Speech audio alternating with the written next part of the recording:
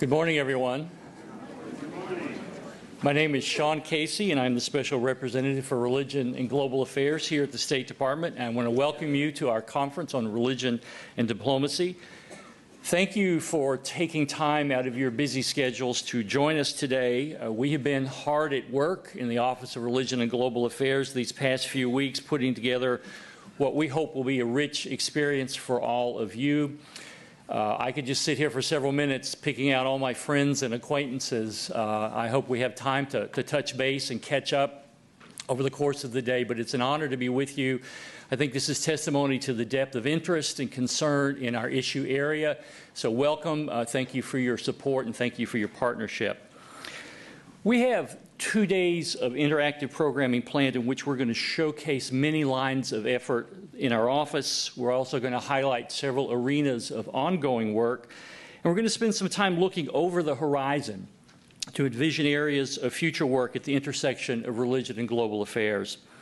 Here at the outset, I want to take a moment and set the stage for what we're going to be covering over the course of these 2 days. As you can see from the list of participants in the various sessions, it's fair to say that there has been a shift in the United States government in how it approaches religion and global affairs. The White House understands the importance of this work. We're going to hear from Dennis McDonough and Melissa Rogers later. The Secretary of State certainly gets the importance of this work. But most importantly, staff here in Washington across the U.S. government understand the importance of religion and global affairs as they're engaging more on the subject, they're connecting more to expertise, and the demand for greater understanding of religion and diplomacy has never been higher in Washington, D.C. Last spring, Secretary Kerry gave a speech on religion and diplomacy, and he said, "The more we understand religion and better we are able to, as a result, to engage religious actors, the more effective our diplomacy will be in advancing the interests and values of our people." He went on to note in that speech that religion is pervasive.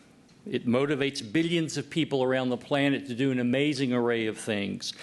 He added that it's consequential, influencing people at the deepest level of their being on scores of issues, and it's complex in that most religious traditions are internally diverse, they produce multiple schools of thought, they vary by geographical region, and they all have complicated histories.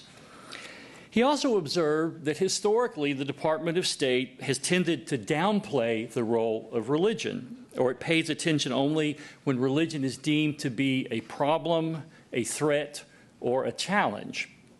We have not traditionally had the resources or made the necessary commitment to systematically analyze the importance that understanding religion holds for the success or failure of our foreign policy. Secretary Kerry launched our office 3 years ago to begin to rewrite this history. Our purpose over these 2 days is to demonstrate how far we've come and how some of those attitudes that he identified have evolved and changed. As you glance at the schedule, I want to highlight several things for you. First of all, there's simply the question, why have this conference and why now? As many of you know, for many years in academic circles, there's been a robust debate about whether or not the United States government should devote more resources to understanding the diplomatic implications of religious belief and practice. I want to make clear, we are not here today to debate that question, should the government do it or should it not? It's our belief that Secretary Kerry has told us the answer to that question is yes, we should be. We should be doing this work, and he's given us the institutional resources to begin doing that work. So the question we're pursuing is not why or if, but how the State Department should be engaging religious actors in assessing religious dynamics. The bulk of the conference is dedicated to showing how we are doing this work. I think this represents a new stage in the wider academic and public debate, and we're indebted to Secretary Kerry for his vision and his support in launching our office. Second, it's our belief that to do this work correctly, it has to be done collaboratively. There are over 80 people presenting, leading, and participating in the various sessions over these 2 days. If you scan that list, there are people who come from inside the U.S. government, there are people who come from academia, people from think tanks, others from nonprofit and non-governmental organizations, religious groups, and organizations. This reflects a fundamental commitment in our office to working inclusively as we know how. In 3 short years, we have engaged literally with thousands of actors all across the globe. It's our hope that you'll get a good sense of the extent of that collaboration here. Many of you, as I look out across this audience, have worked with us in various arenas in various ways, and we're thankful for your interest. We're thankful for the wisdom and the brain power you bring to the State Department to make our work more effective. Now, I should be quick to add that we have not answered every conceptual or pragmatic question that might be raised in this space of religion and diplomacy. We do, however, believe that we made a good start, and we're deeply indebted to many of you in this room who come from outside the U.S. government. In our ongoing dialogue with you and others, we believe that we can tackle the thorniest questions that await us in this space at the intersection of religion and global affairs.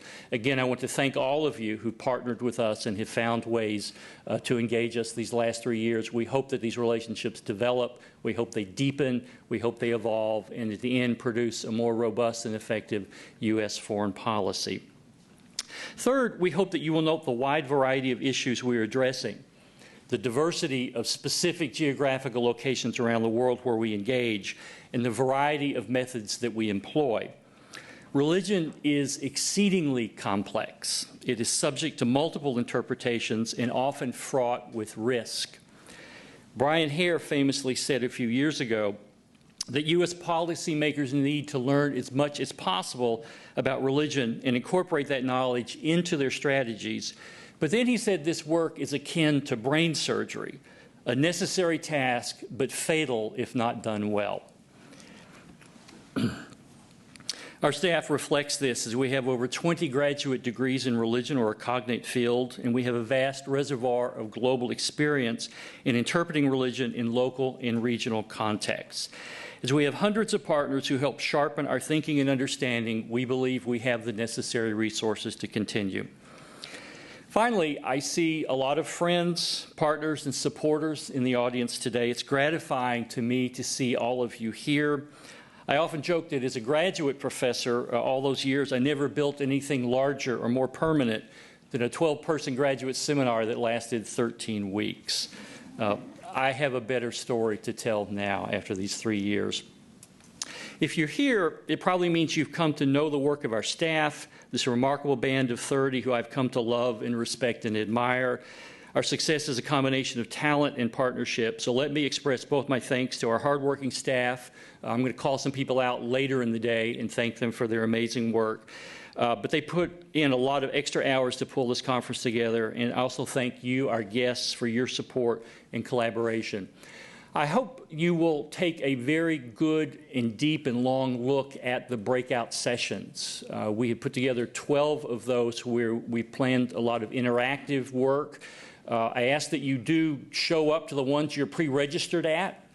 Space is at a premium today. Some of our sessions are oversubscribed. We ask that you go to the ones you've pre-registered for, and we ask, frankly, that you stay in those spaces for the hour. There's not a lot of space to move around in the Marshall Center, and you'll find as you back and forth here, it's going to be cozy, to put it mildly. So we ask you that you come to the sessions you pre-registered for, and that you stay in them for the duration. We are extremely fortunate to have White House Chief of Staff Dennis McDonough with us this morning to deliver our keynote address. I met Dennis a little over a decade ago under circumstances that reveal something of his character, so I want to tell a quick story. This was in the early days of the Iraq War, and I took a group of seminary students to the Hill to discuss the ethics of the war with a House staffer I had recently met, Tommy Ross, who then worked for Congressman David Price. When we arrived at the room, after we'd gone through security in the Capitol, there was Tommy standing outside the room with another person, someone I didn't know, but there was this tall, wiry, intense-looking guy standing next to him. So Tommy introduced me to Dennis, and he said, when I told Dennis who I was meeting with today and what the topic was, he asked me if I could join the conversation. I hope you don't mind, he's joining us. Now, I remember thinking to myself, I'd never had that experience with a Senate staffer who showed up for a meeting they hadn't been formally invited to. And I thought, this is going to be interesting. For Dennis to join a class of grad students for a discussion on the ethics of the Iraq War in those early days, it made a huge impression on me. Suffice it to say, we had a lively hour. And that's when I saw a man of passion, a man seeking justice, a keen mind, and dare I say it, an Irish attraction to argumentation. So I will say that Dennis understands the power of religious actors to shape world affairs. We in the Office of Religion and Global Affairs here at the State Department owe our existence in no small part to his pioneering work at the White House, and I'm grateful for his foresight in helping to launch our office. Dennis is currently serving as President Barack Obama's Chief of Staff, a position he assumed in 2013. Prior to assuming his role, he served as Deputy National Security Advisor from October 2010 to January 2013. He also served as Chief of Staff to the National Security Staff and is the Deputy National Security Advisor for Strategic Communications. Prior to arriving at the White House, he served as Senior Advisor on foreign policy issues on the Presidential Transition Team and on President Obama's 2008 campaign. Prior to that, he was a Senior Fellow at the Center for American Progress. Dennis also worked in Congress, including as a Foreign Policy Advisor to Senate Democratic Leader Tom Daschle. Please join me in welcoming White House Chief of Staff Dennis McDonough.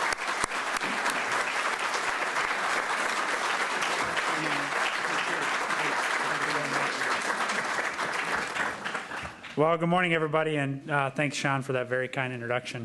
Jim, it's nice to see you. I'm particularly glad to be in the William J. Burns conference hall. I didn't know that until I just walked past the sign. What a terrific patriot and national treasure Bill is. I want to thank Sean for your leadership in elevating engagement with religious leaders and communities as a priority of our foreign policy. I read last night, actually, that Secretary Kerry called you a pilgrim. That seems right for me, for you have not just the zeal of your faith, but you retain the tirelessness of a hungry seeker, and that's something that is obviously vital to this important work and embodied in this event today. It needs your tirelessness and the tirelessness of your staff and your team. I'm also relieved that you didn't tell a different story, which is I'm kind of sheepish here at an event about religion and foreign policy a week after the president told the world in the Vanity Fair that he's disappointed that he swears as much as he swears, but he's only grateful that he doesn't swear as much as his chief of staff. So I'm a little, so shall we say, sheepish today. So I want to just say thanks to the Office of Religion and Global Affairs for hosting not only an important program, but letting me be part of it. We're pleased that Secretary Kerry established the office in 2013, creating new capacity at the State Department to engage on these issues. And I'm grateful for the opportunity to say a few words about why the President believes this work is so important. So let me just begin by repeating one of Secretary Kerry's mantras, which is simply that religion matters. Religion matters. On a personal level, like so many of you, I feel this every day. For me, it's my Catholic faith that's always provided me guidance, comfort, challenge, and community. My mom made sure of that when my parents moved from Boston to Stillwater, Minnesota. She had two criteria for selecting our new home. One, that it had to be near our school, and two, it had to be near the church. Some of my fondest memories are of my childhood at that home parish. Alongside my parents and 10 siblings, we would participate in festivals, play games, attend meetings, go to classes. Today, I carry those memories with me wherever I go, and I'm forever grateful to the teachers who shaped me there at St. John's University and at Georgetown. Now, I share my experience with religion not because it's unique. In fact, I share it precisely because it's not unique.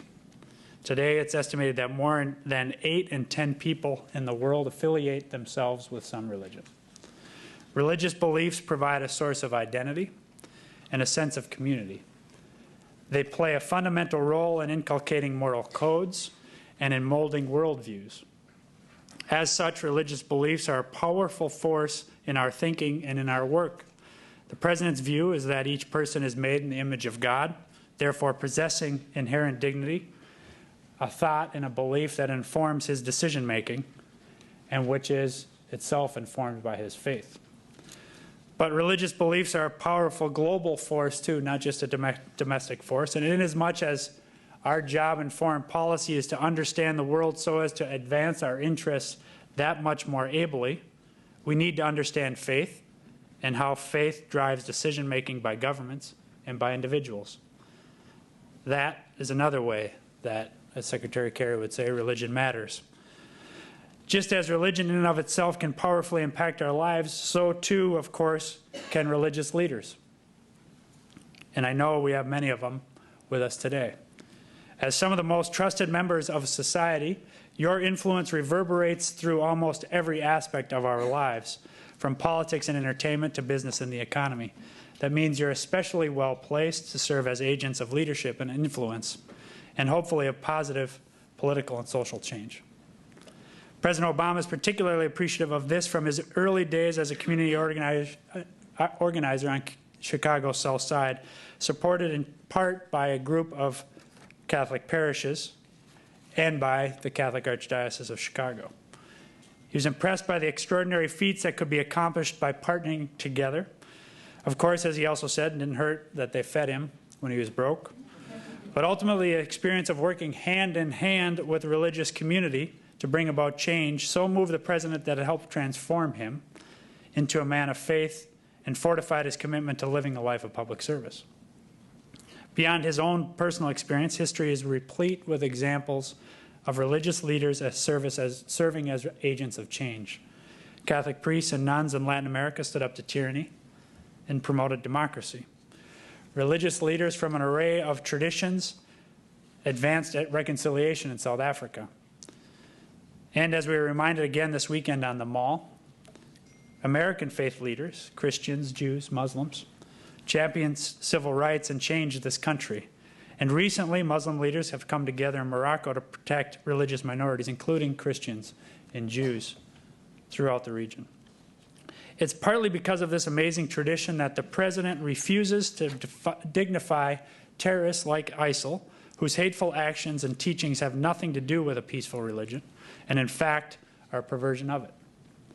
So for all these reasons, the president directed that we do more as governmental officials to understand the impact of religion on society and to engage with faith-based communities.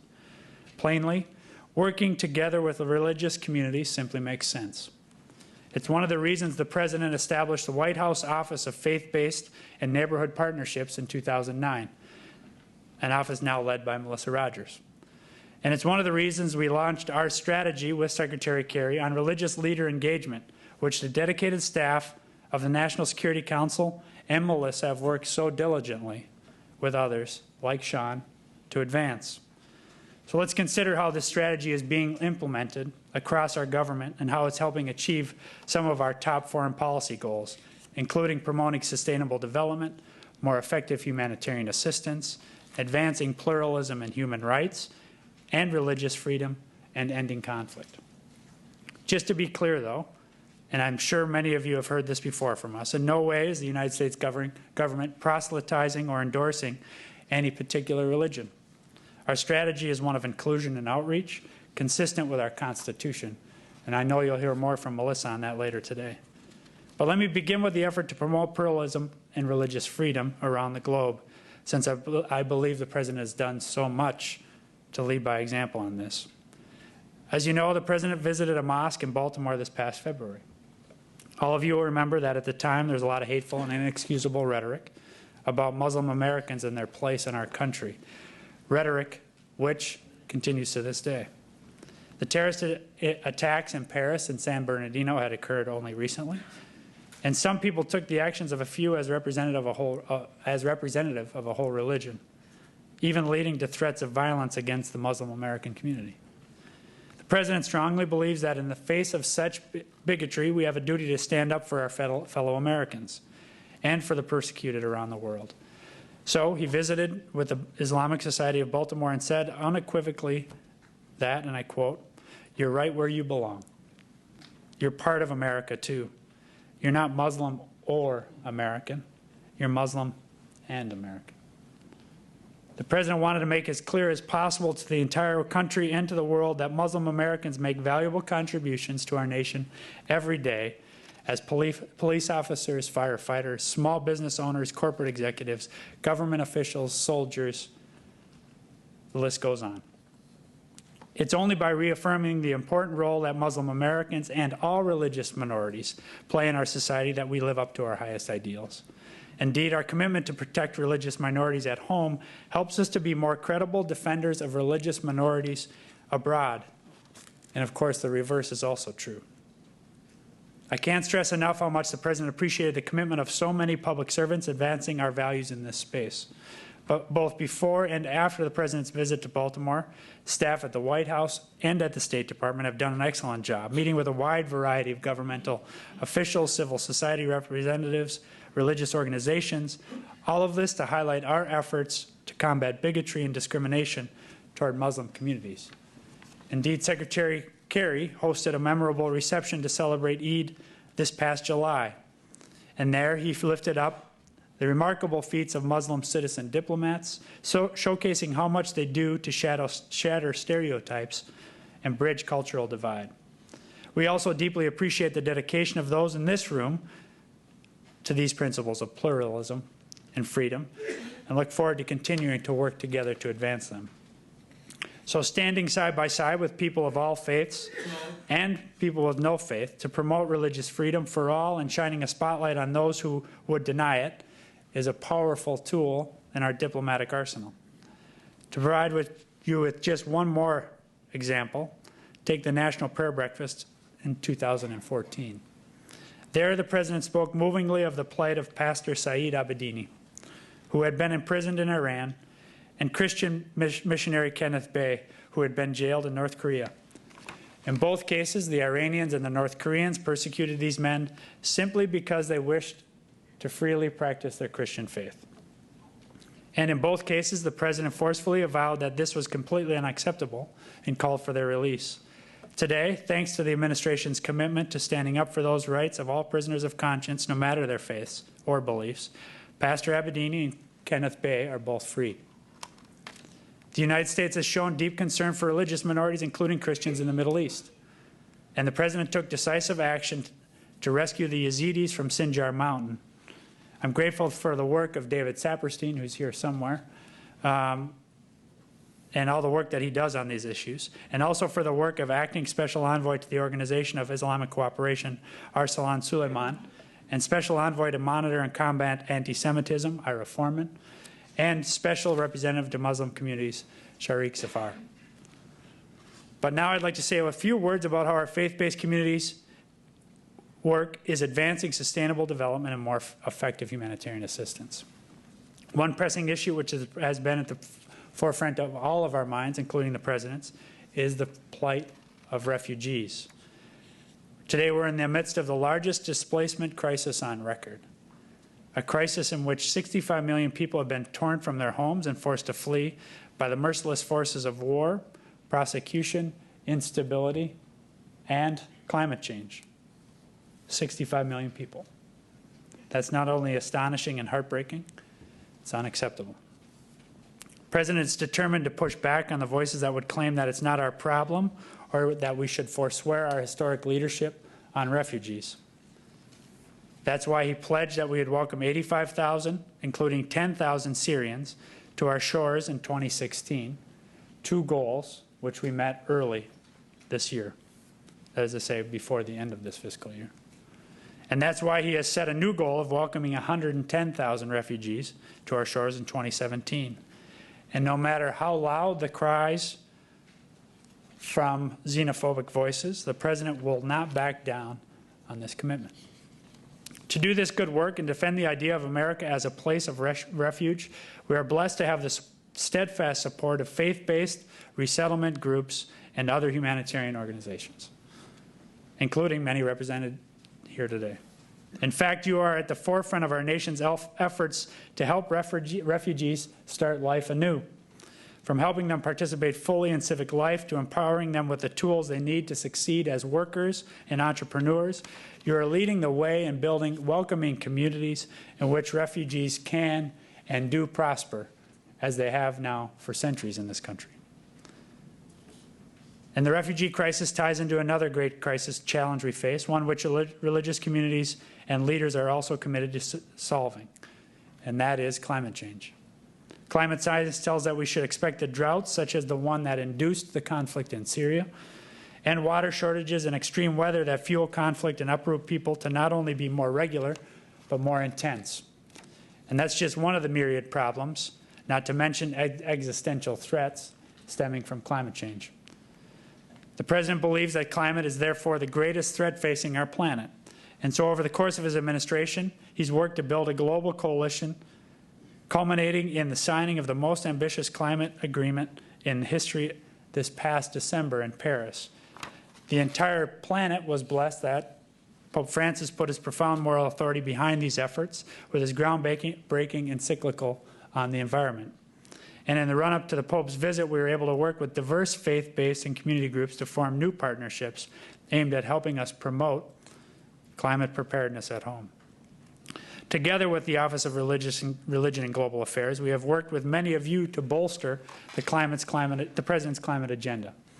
In the lead up to the Paris conference, the office held an important symposium on religion and climate change, a symposium which, as Sean has written, brought to the forefront the foundational moral and spiritual dimensions of this issue.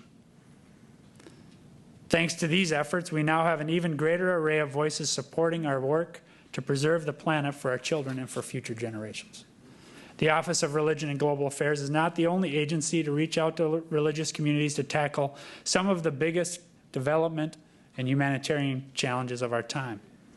The extraordinary leadership is complemented by the extraordinary efforts at USAID's Center for Faith-Based and Community Initiatives, led by Mark Brinkmuller. And like their colleagues at State, their work runs the gamut from public health to peace building to child survival. On top of taking on some of the biggest challenges, USAID and faith-based organizations have proven ready to and willing to take on some of the scariest challenges. All of you remember that in the fall of 2014, the world was consumed by fear about Ebola. Horror stories were constantly in the news. The disease was spreading. Projections showed up that 1.4 million people could be infected by early 2015. In the face of this terrifying threat, faith-based organizations quietly and courageously entered the front lines to combat the virus. With support from USAID, they and other USAID-funded organizations traveled to Sierra Leone, Guinea, and operated Ebola treatment units in hard-hit neighborhoods. They delivered interim care kits that helped caregivers protect themselves and stabilize ill family members awaiting professional care. After the Ebola outbreak abated, they stayed on, improving health facilities, empowering local health workers to take charge of infection prevention and control, and raising awareness in local communities about healthy habits that limit the spread of disease. Finally, let me briefly discuss our engagement with religious leaders to promote peace and end conflict. Here, too, we have seen remarkable results. Actually, one of the most historic changes in our foreign policy was mediated by a religious leader. I'm speaking, of course, of the work by Pope Francis through letters to President Obama and Raul Castro, and through a meeting with the negotiators, encouraged a thaw in relations between the United States and Cuba after more than 50 years. But that's not the only, that is only the best known example of our work with religious leaders. Throughout the world, the Office of Religion and Global Affairs and USAID are promoting efforts to promote peace. In Nigeria, the office has worked with prominent Muslim and Christian leaders to develop a shared agenda to combat systematic injustice and corruption to achieve social justice. In Belgium and France, it has harnessed the power of citizen diplomacy, leading a delegation of civil rights and civil society leaders to conduct an amazing set of workshops on organizing, community organizing, media engagement, and coalition building in order to empower European Muslim youth facing deep-seated prejudice, as well as aggressive efforts at recruitment. And in Sudan, USAID launched an initiative with Catholic Relief Services to support the South Sudan Council of Churches to address the deep and painful rifts within and between the nation's diverse communities. As you know, these issues aren't going anywhere anytime soon. There's undoubtedly more work to do, and improvement can always be made. The talent gathered in this room has taken on big challenges before, and today we're asking you to do so again. As this administration comes to an end, we will be relying on all of you to find the answers to these big questions and to carry on this vital work. Indeed, we hope that the seeds we have planted will continue to flower, that the good work that has been done to understand religion and to partner with faith communities to promote the common good will continue far beyond the time President Obama leaves office. And we have every confidence that your sessions over the course of the next couple of days will be critical in helping us take that next step forward. Lastly, as the strength of commitment and capability in this room attests, the diversity and depth of faith in this country is an enduring and unique aspect of our national strength. So even as we engage religious leaders and religious communities worldwide, we cannot take for granted the religious pluralism here at home that has marked America since its birth. We all must redouble our efforts to protect that pluralism and diversity, including maintaining America's leadership role in refugee policy. So on behalf of the President, I thank you all for your work, for your dedication, and for your service. I thank you for, again, having me. If you run into him, make sure you let him know that I gave a whole speech and I didn't swear once. And my best wishes for a conference today and for the considerable work that lies ahead. Thanks very much, Sean. Thank you very much.